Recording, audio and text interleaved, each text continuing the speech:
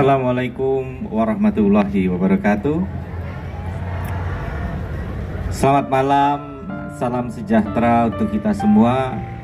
Shalom, Om Swastiastu, Namo Buddhaya, salam kebajikan, Rahayu. Yang saya hormati penasihat Pasmanbaya 1-9 Bapak Gatot Sutantra dan Ketua Umum Bapak Yunus Nafik, dan tentunya yang saya hormati dan banggakan seluruh Cak dan Ning Pasmanbaya 1-9 yang mudah-mudahan sehat, kompak, semangat muda selalu semuanya. Alhamdulillah, malam hari ini ada beberapa hal yang membuat saya sangat terkesan dengan Pasmanbaya 1-9. Yang pertama adalah pilihan lokasinya. Menurut saya ini pilihan lokasi yang sangat inspiratif di Mountcastle. Ini benar-benar titik yang menurut saya sangat-sangat menggambarkan spirit dan semangat kebanggaan Surabaya dan juga Jawa Timur.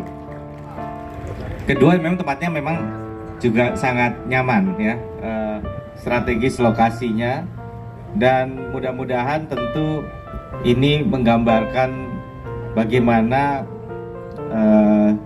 tadi sebagaimana kami sampaikan spirit dari alumnus SMA negeri ini yang tidak akan pernah padam, apalagi dengan program unggulannya salah satunya mendukung ketahanan pangan ya dan kemandirian. Yang kedua yang membuat saya terkesan adalah pakaian adat yang dikenakan. Ini menunjukkan bahwa semua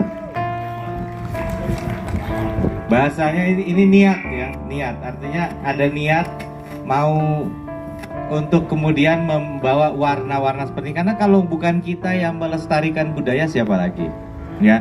Dan saya senang sekali melihat semuanya all out menampilkan busana-busananya yang luar biasa, busana adatnya. Ini yang membuat saya terkesan. Yang berikutnya yang membuat saya terkesan adalah ada musik tradisional ini, ya, gamelan ini juga pelestarian budaya. Kalau sekali lagi kalau bukan kita, siapa lagi, ya? Dan saya nggak tahu ini selalu memang tempatnya permanen nggak ini di sini nggak? Jadi khusus untuk acara ini ada gamelan main di tepi sungai. Ini benar-benar konsep yang inovatif, ya, begitu. Dan tentunya juga sekali lagi yang membuat saya terkesan adalah soliditasnya. Malam ini semua kelihatan 10-20 tahun lebih muda nih kelihatannya nih ya, semangatnya karena kumpul bareng milad ke-12. Jadi saya pertama kali pernah datang di acara di Mahameru ya. Nah, malam hari ini semangatnya luar biasa lagi, kayak cocok ini event ini outdoor ya. Jadi senang sekali bahwa follow up dan kekompakannya ini terus terjaga. Seluruh Cak dan Ning Pasmanbaya yang saya banggakan, memang SMA negeri di Surabaya ini dulu mungkin adalah salah satu barometer di Indonesia. Mungkin orang taunya selain Jakarta ya Surabaya.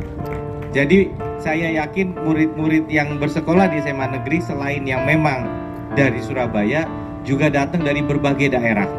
Mereka ingin memperoleh pendidikan yang terbaik sehingga pergi ke SMA negeri di Surabaya. Tantangannya waktu itu tentu banyak. Salah satunya tentu adalah kemampuan akademik dan juga mungkin tantangan-tantangan lain untuk bisa bersekolah di sana. Artinya memang ini adalah alumnus yang mungkin memiliki kesempatan yang jarang dimiliki oleh banyak orang. Dan dalam perjalanan karirnya dari berbagai angkatan telah menorehkan prestasi yang luar biasa di Indonesia, dan kebersamaan yang terus dirajut sampai hari ini menjadi aset besar juga bagi kami. Dan kami sebagai pemerintah, judulnya ini adalah menjambung silaturahmi ini bukan untuk menyampaikan tapi untuk menerima masukan, menerima saran, menerima aspirasi yang kami yakini datang dari panjenengan Cak dan Ning Pasmanbaya yang memang sudah banyak makan asam garam kehidupan dan punya pengalaman-pengalaman profesional baik di bidang mungkin itu pemerintahan, mungkin itu dunia usaha, mungkin itu di dalam organisasi dan kemasyarakatan yang luar biasa.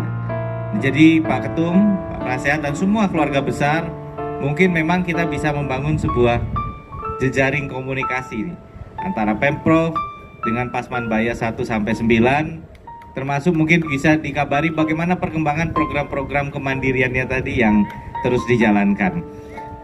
Saat ini memang dunia sedang gonjang-ganjing. Kita lihat di berbagai negara terjadi berbagai macam penyampaian aspirasi. Temanya macam-macam. Tapi sama, semuanya berharap bahwa ada keresahan-keresahan yang harus disalurkan. Apakah itu masalah kesenjangan ekonomi, masalah perilaku dari abdi negara dalam membawa diri beserta keluarga dari abdi negara.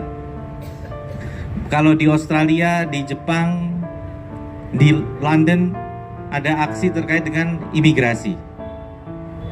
Jadi terjadi pertanyaan terhadap tatanan dunia baru. Apakah ini tatanan yang bisa diterima atau tidak? Jadi ini yang terjadi ini adalah memang ada pertanyaan apakah globalisasi telah berhasil membawa kemakmuran kepada tatanan perekonomian dunia. Apakah kemajuan teknologi, kemajuan ekonomi ini sudah membawa kebahagiaan. Saya tadi pagi ditelepon gitu dari ibu saya gitu. Saya baru bayar ini pajak kendaraan peninggalan ayah saya, cuma Toyota Vios. Toyota Vios ibu bapak. Iya, tapi udah kelengar juga bayar pajaknya Vios. Ya, Vios itu dulu kan dipakai untuk apa? Taksi ya. Ya, itu kelengar juga bayar pajaknya gitu. Nah, bukan karena pemerintah ingin memberatkan, tapi memang ini realita yang kita harus mencari solusi. Karena dari dana itu kemudian kita bisa membiayai salah satunya hari ini SMA Negeri 1 sampai 9. Ini kewenangannya ada di Pemprov Ibu Bapak sekalian. Ya, kewenangan ada di Pemprov. Nah, saya ingin nih dengan penuh kerendahan hati mohon maaf. Kalau mungkin ada yang mengatakan apakah pemerintah provinsi ngelola SMA Negeri ini menjadi lebih baik atau tidak?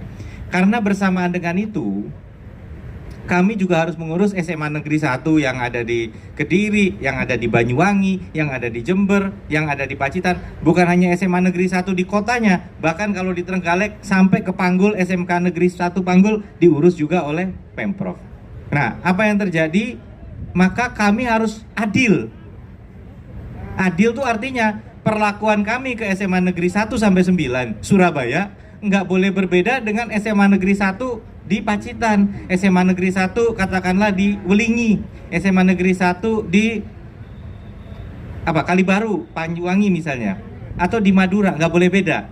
Nah, mungkin sebenarnya Surabaya ini punya standar sebagai ibu kota perekonomian yang utama di Indonesia, bahkan di Asia Tenggara, berharap lebih. Nah, di sini kami ingin dengan Pasmanbaya, ayo kita berembuk. Bagaimana caranya? Ya, bagaimana SMA Alma Mater Panjenengan bisa menjadi kebanggaan? Kami siap bekerja sama sebaik-baiknya. Ya, ini yang kira-kira bisa kami sampaikan pada kesempatan ini. 12 tahun Pasmanbaya ini memperingati ulang tahun 12 tahun ini luar biasa. 12 tahun ini selusin.